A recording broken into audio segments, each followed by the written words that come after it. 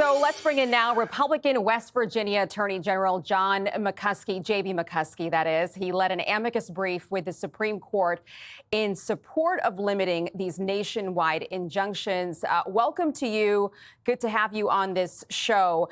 You urged the Supreme Court to do exactly what they did today. This is going to have massive implications, really, all across the country. Talk about how you made the case to the court and what does this mean? Yeah, so I think the first thing that we should be talking about here is that it's really sad that the Supreme Court even had to decide this. The district courts knew what they were doing was wrong. They knew that they didn't have the power to do these things.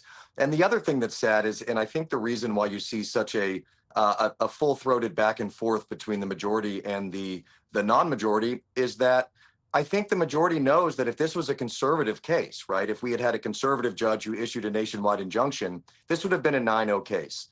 And that's sad.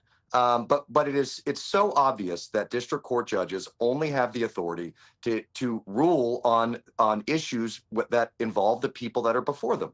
And nationwide injunctions go so far afield of that they really endanger, in my opinion, the very public perception of the court.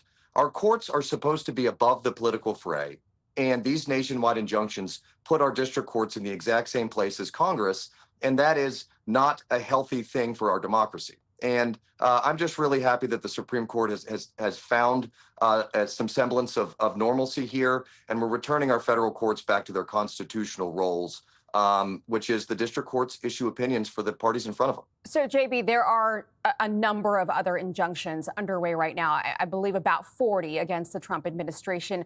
What now happens to all of those? So all of those will head back to the district court, and they will issue rulings based on the parties that are in front of them. And their rulings cannot go beyond the scope of where their courthouse grasp ends. And so what will happen is then the normal course of action. We will have a case in the district court. If there are circuits that disagree, then there will be multiple cases in our circuit courts, and then the Supreme Court will get to make decisions based on legal issues where the courts around the country are disagreeing.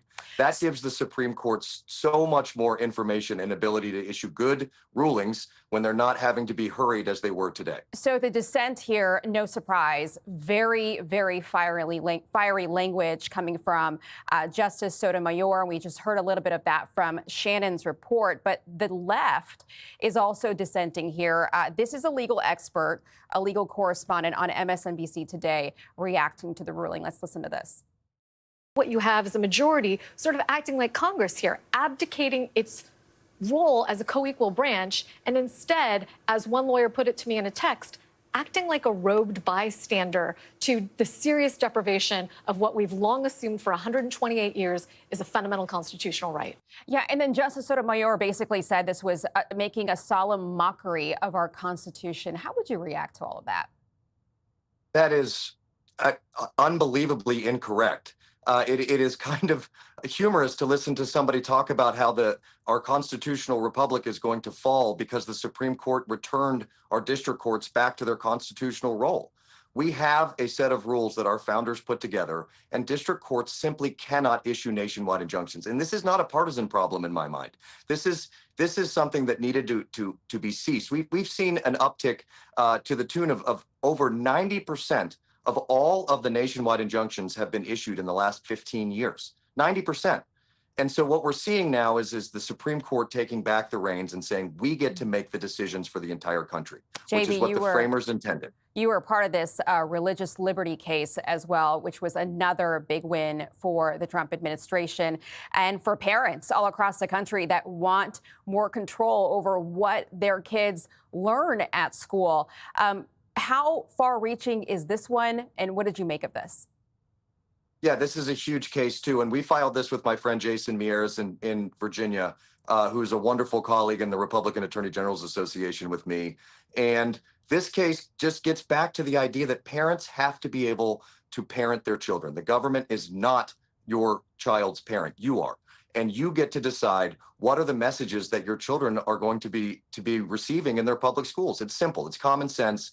And I think what we're seeing throughout the Trump administration and these huge wins today is this return to this idea of common sense, right?